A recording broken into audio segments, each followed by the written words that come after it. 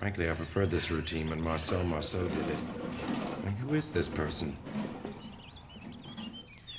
Don't be fooled by the scatty exterior.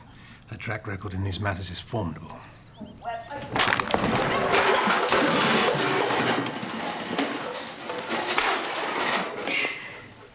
Ow!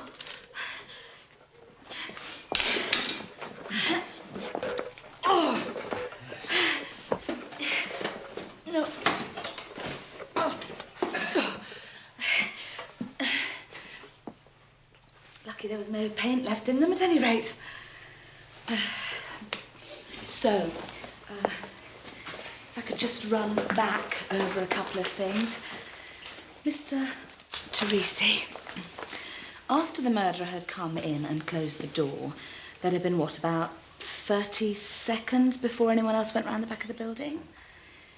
So that if by any trickery he'd managed to get out any other way... He would have set off the sensor lights at the side of the house, which didn't come on until one of the police officers ran in front of them. Okay. Mrs. Claythorne, I know how painful this is, but you definitely remember nothing after you blacked out on the landing. Nothing that happened in this garage, no sounds or images, smells? All I remember was when I felt myself on the thing, and I was so frightened I couldn't see his faces. Right. But when he grabbed you up in the bedroom, was there anything about this person, about his body or voice? He's so disgusting. It's a strange thing. So every time I couldn't. He just got it and it all went black. That's been very helpful.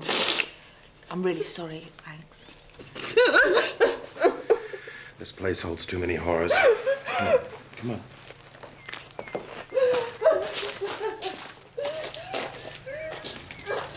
I'll go and put the kettle on. If you want to join us once you've completed your investigations.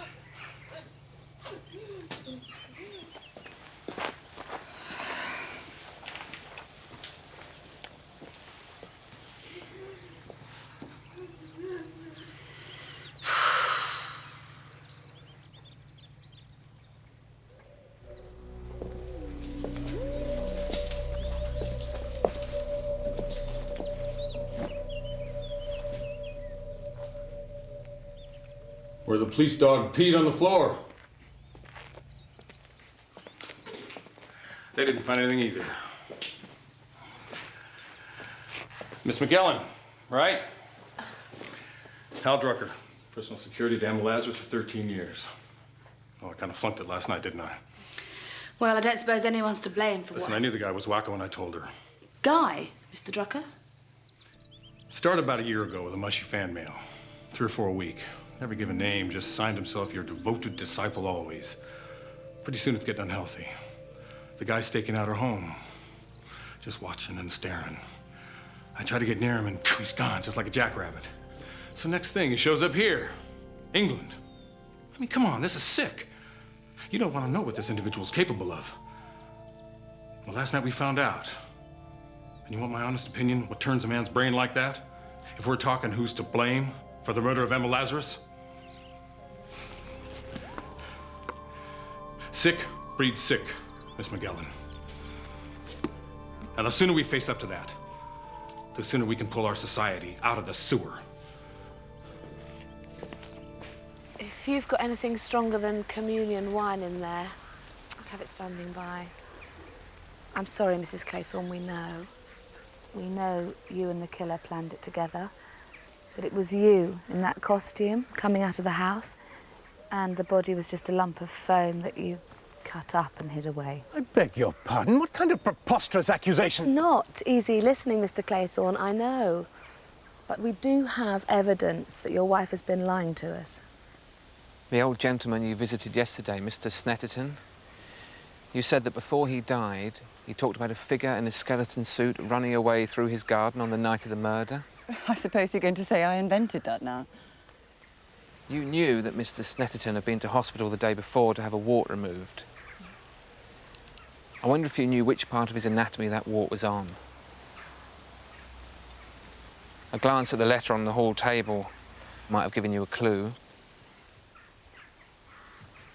It was on his vocal cords, Mrs. Claythorne. And according to the specialist I spoke to this morning, there's no way he could have got his voice back to be able to talk to you less than 24 hours after laser treatment.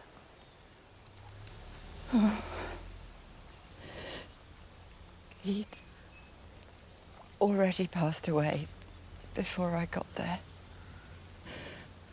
I suppose when I saw you coming up the path, I just thought maybe I could... Oh, God, forgive me. Forgive you both, Mrs. Claythorne. You and your stepfather.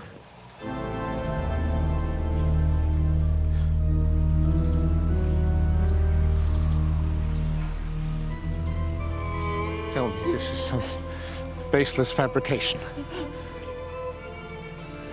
No one came through those windows. No one knocked you out. No one else put on your costume. Because it was you that went upstairs, shot your wife, and staged this elaborate piece of theatre with your stepdaughter. Of course, the idea was for Lorna to drive away in the car, so she'd eventually be found on her own in the back. When that all went wrong, You had to improvise. Problem with the garage was it left us with an impossible vanishing act, which had never been part of the plan. In God's name, Lorna, how could the two of you conceive anything so monstrous? Yes, I suspect the answer to that is they didn't. A complex and grisly scenario like this, spawned by the demonic brains of a vicar's wife and a part-time hairdresser.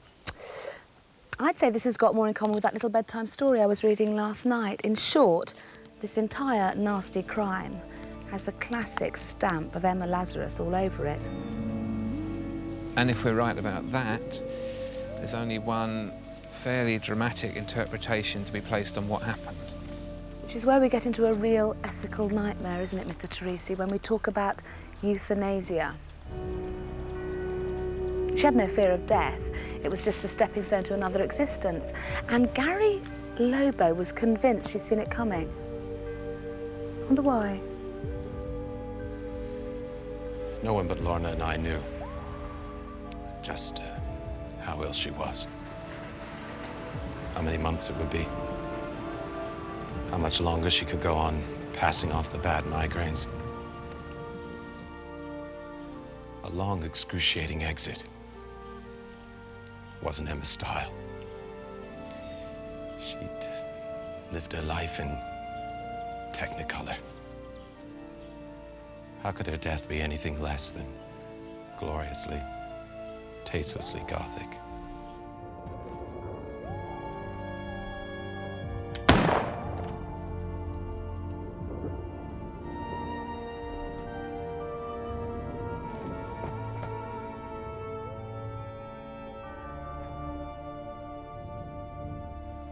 Of course, there were considerable benefits to dressing it all up as a murder. Life insurance, the advance on her next 3 novels. No, Miss McGillen. I can't look back with any pride on what we did. To say that every last detail was her invention, that she wore down our objections with the force of her titanic personality, is no defense at all.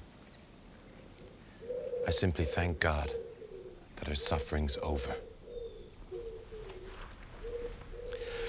Well, pick the ethical bones out of that one. I'm sorry my spiritual equanimity seems to have deserted me all of a sudden. For some unfathomable reason. Oh, Stephen, I don't know. Help me!